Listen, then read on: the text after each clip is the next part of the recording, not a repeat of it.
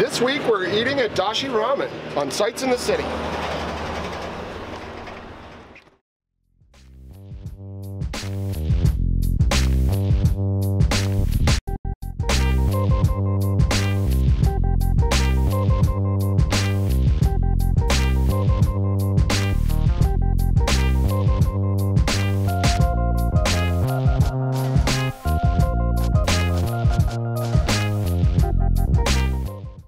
Yeah, my dad asked me this weekend how the Gaizono was doing.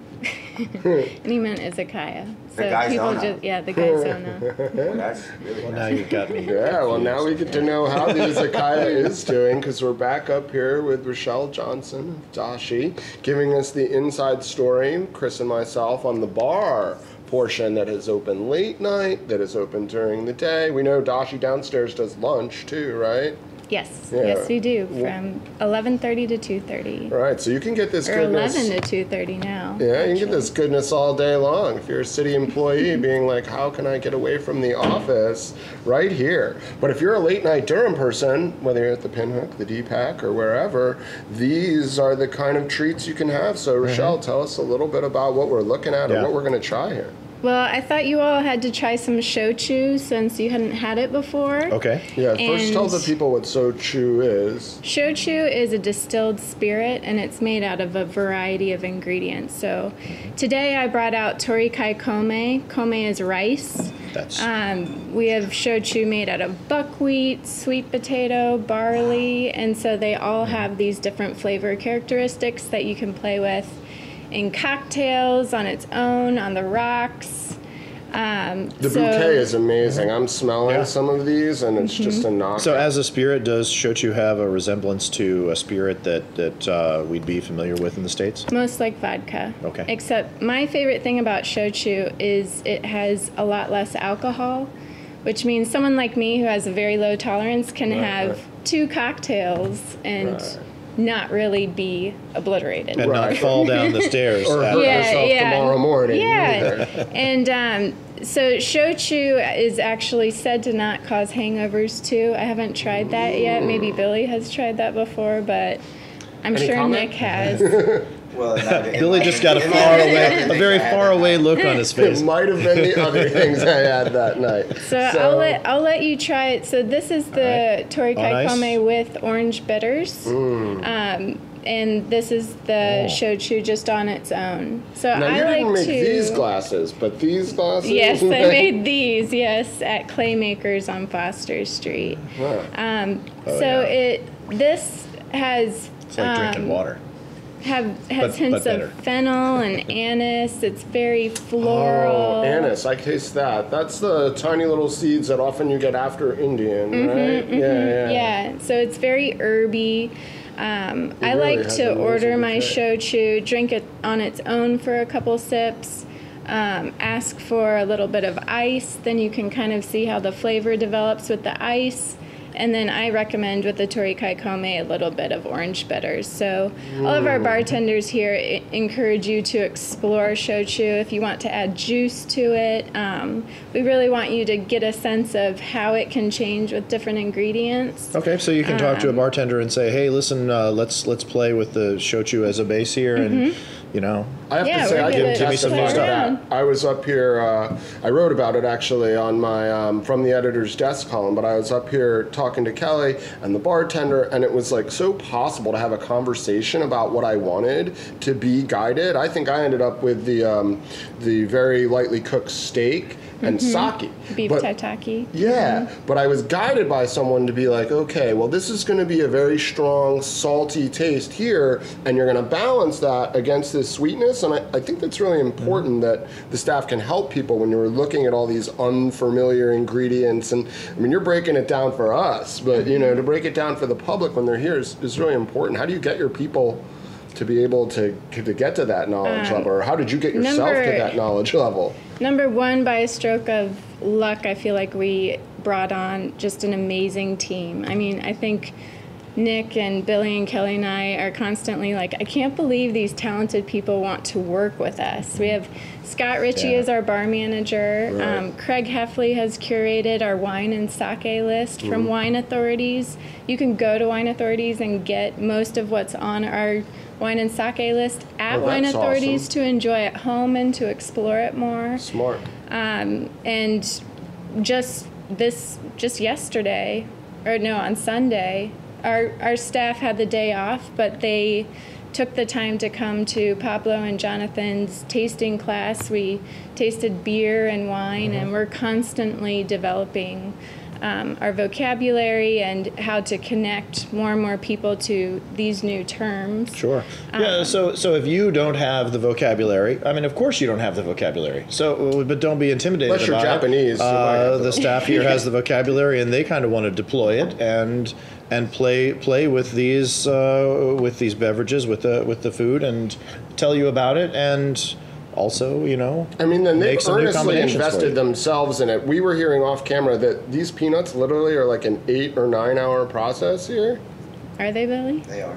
Yeah, literally. They boil and boil. Yeah, I can't believe Fresno that. chilies and scallions, which you're welcome to try. Are they- I also wanted to talk about our Japanese whiskey selection because do it. it's the Should we best be in the eating peanuts while triangle this for happens? sure. All right. Yes, you should. You can put your shells here, but this hakushu is new on our list.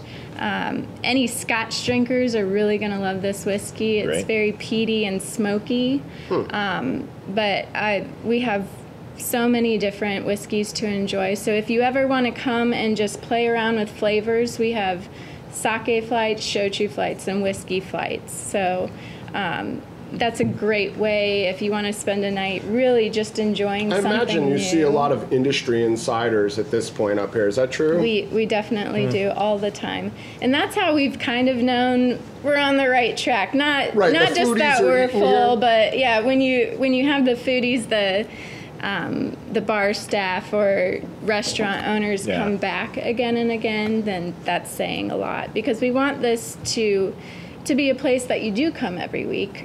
You do come for your post-work cocktail, or Well, you come for a yeah, full yeah. meal to share with multiple people. And the way Billy talked about the menu evolving, I mean, I think it makes perfect sense that you're in conversation with, the community of foodies. Chris and I were saying earlier off camera that it mimics the artist salon, that the artist doesn't just bring it into the gallery or bring it into the museum.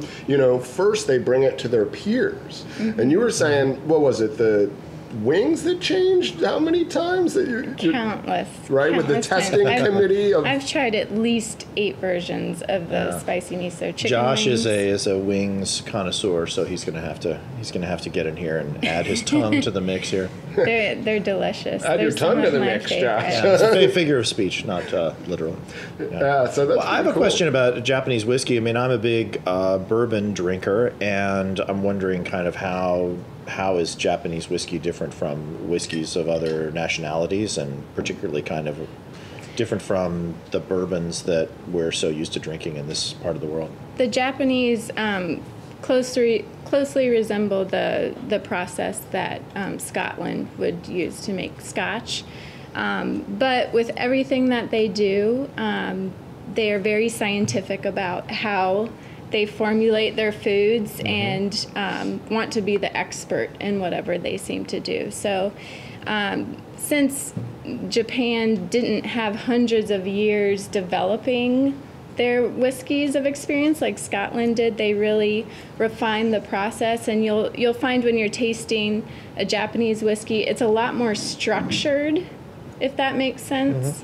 It's very balanced. You can pinpoint specific flavors, and I think that has a lot to do with speaking to the style of how the Japanese work. Yeah, that psychology was present in this too, where you were able to pick out and identify all of these different There's a flavors. clarity to it. It's just Well, we hope there's a clarity to it to you for Durham as well. We're delighted to have some of the experts. Really appreciate your time, Rochelle. Thank and of course, you. It's Thanks awesome to come to get and eat and drink at 10:30 in the morning and be taken care of and feted like this. Absolutely. Now, mind you, we're only so special, Durham, because you can come at 11, and it is open to the public, and you can eat and drink and be feted the way we were. But it's really fantastic just to get to sit up here and hear this story. And I know for all of the parties involved, it's an unfolding Durham story. You guys at the Cookery, I'm certainly friends with some of the people who work out of the Cookery and have worked out of the Cookery over the years. And you guys with Toast, I mean, there isn't a more welcoming face in town than Kelly behind the counter at Toast. The smiles don't get any better. It's pretty awesome to get to be up here and hear this story and have you guys do this thing and know that you're here, whether we want it late night, whether we want lunch, downstairs, upstairs. So thanks a bunch. As we said, the social media is all at Dashi Ramen. That's my partner in crime, Chris Vitiello. You can follow him on Twitter, Vitiello. You got it. Chris first. Of course, Made with Heart, Josh behind the camera. Our fabulous production assistant, Tad Hunt. You may not get to see him on camera this episode, but he's working hard. Check us out at theclarioncontentmedia.com, on Instagram at Clarion Content, at Twitter at Clarion Content, and of course our YouTube channel where we shoot this wonderful show, Sights on the City. Durham, we curate your city. Dashi, you're a force in our city. We're delighted to have you and delighted to get to enjoy this wonderful stuff. Thank you. Yeah, our pleasure. All right, Rochelle, wait. They're makers. We were going to cut people, but we decided, wait, we can't cut. What's in these beautiful little cups that you made? Tell us the story. So this is Yaigaki Reiko. This is a futsu sake, which is a table sake, super delicious and savory. But who made it? Give us This is made by the first female sake master in the U.S. So girl power. That's right. These guys not only sustainable, not only healthy, not only local, but girl power. We'll drink to that, right? Absolutely.